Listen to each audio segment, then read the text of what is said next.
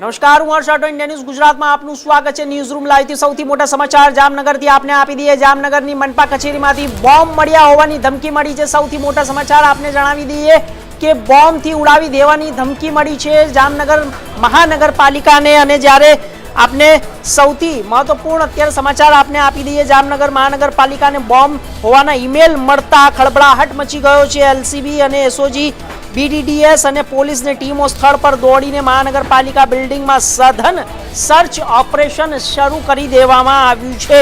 સુરક્ષાના ભાગરૂપે મુખ્ય પ્રવેશદ્વાર તાત્કાલિક બંધ કરાયો છે। લોકોની અવરજવર પર પ્રતિબંધ મૂકી દેવામાં આવ્યું છે। હાઈ એલર્ટ તંત્ર પર જામનગર। તપાસ પૂર્ણ ન થાય ત્યાં સુધી જામનગર મહાનગરપાલિકામાં બોમ્બ હોવાના ઈમેલ મળતા તંત્ર દોડતું થઈ ગયું છે। જામનગર એલસીબી, एसओजी, बीडीएस અને પોલીસની ટીમો સ્થળ પર તાત્કાલિક પહોંચેલી છે। बीडीडीएसની ટીમ દ્વારા મહાનગરપાલિકાની બિલ્ડિંગમાં સઘન ચેકિંગ હાથ ધરાયું છે। સુરક્ષાના ભાગરૂપે મુખ્ય પ્રવેશદ્વાર બંધ કરાયો છે અને કોર્પોરેશનની બિલ્ડિંગ અને સમગ્ર બિલ્ડિંગ પરિસરમાં તપાસ સાથે ચેકિંગ સુરક્ષા એજન્સીઓ દ્વારા જેએમસીના દરેક વિભાગમાં ચેકિંગ કરવામાં આવી રહ્યું છે। ચેકિંગ પૂર્ણ ન થાય ત્યાં સુધી સતર્કતાના વધારવામાં આવી છે।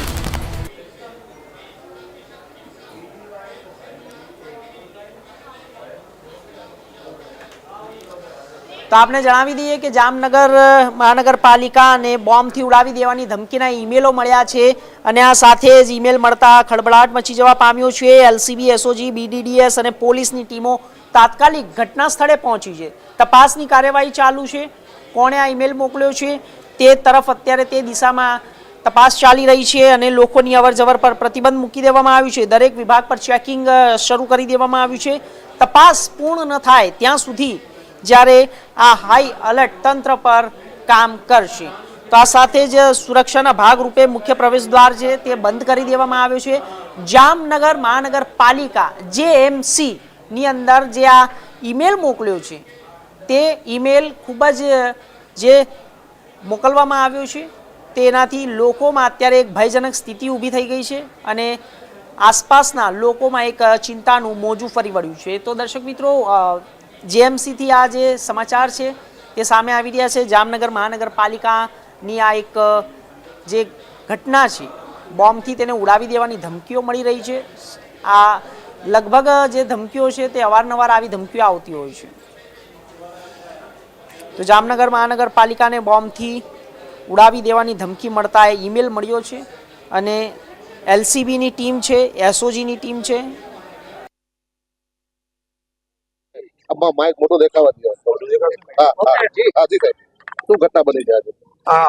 આજે સવારે કોર્પોરેશનની અંદર એક મેલ આવેલો જેની અંદર કોર્પોરેશનના પાર્કિંગ અને બિલ્ડિંગમાં કોઈ જગ્યાએ બોમ્બ મૂકવામાં આવેલો છે એવા એની અંદર માહિતી હતી અને એ માહિતીને આધારે અમે લોકોએ તાત્કાલિક સુરક્ષાના પગલાં લેવા માટે થઈ પોલીસની ટીમને બોમ્બ સ્કોડ, ડોગ સ્કોડ વગેરેને જાણ કરી અને તાત્કાલિક બિલ્ડિંગ ખાલી કરાવી સ્ટાફ અને જે કંઈ જાહેર જનતા આવી ચૂકી હતી, અરજદારો આવી ચૂક્યા હતા એ બધાને બિલ્ડિંગમાંથી સલામત સ્થળે ખસેડી અને અત્યારે હાલમાં બિલ્ડિંગની અંદર સુરક્ષા ચેકિંગ ચાલુ છે અને ઇન્વેસ્ટિગેશન ચાલુ છે। બધા પ્રકારનું પાર્કિંગની અંદર પણ ઇન્વેસ્ટિગેશનનું કામ ચાલુ છે વાહનોનું, અને કોર્પોરેશનના બંને ગેટ બંધ કરી અને સામાન્ય જનતાને અત્યારે કોર્પોરેશનના પ્રિમાઇસીસમાં આવવા દેવામાં આવતા નથી એમની સુરક્ષાના હેતુસર।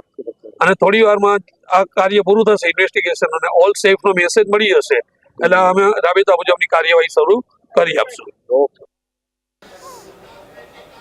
તો આ વિષય ઉપર વધુ માહિતી માટે અમારા સંવાદદાતા હરદીપસિંહ જોડાઈ ગયા છે જામનગરથી। હરદીપ, આજે ઈમેલ મળ્યો છે, ઈમેલની ઉપર જે આ મોકલવામાં આવ્યું છે અને બોમ્બથી ઉડાવી દેવાની ધમકી મળી છે, શું મળી રહ્યું છે, સામે આવી રહ્યું છે?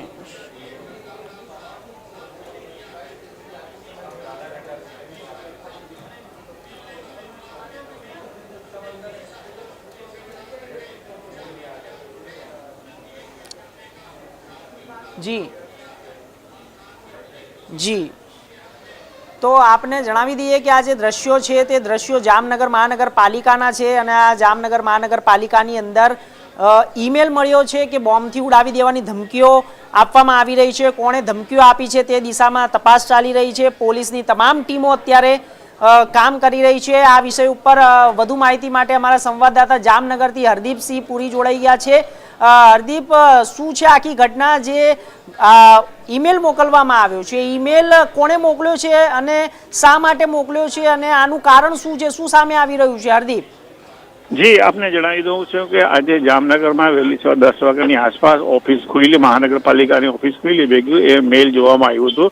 એ મેલમાં કચેરીમાં બોમ્બ છે એવી વાત સામે આવી હતી। તાત્કાલિક ધોરણે પોલીસને જાણ કરતા અને જેટલા લોકો ત્યાં હાજર હતા બધા અધિકારીઓ અને પદાધિકારીઓ અને કર્મચારીઓ બધાને બહાર સલામતી માટે બહાર કાઢવામાં આવ્યા હતા અને લોકો માટે દરવાજો બંધ કરવામાં આવ્યો હતો અને તાત્કાલિક ધોરણે બોમ્બ સ્ક્વોડને અને ડોગ સ્ક્વોડને બોલાવીને આખી કચેરીની જાંચ કરવામાં આવી હતી।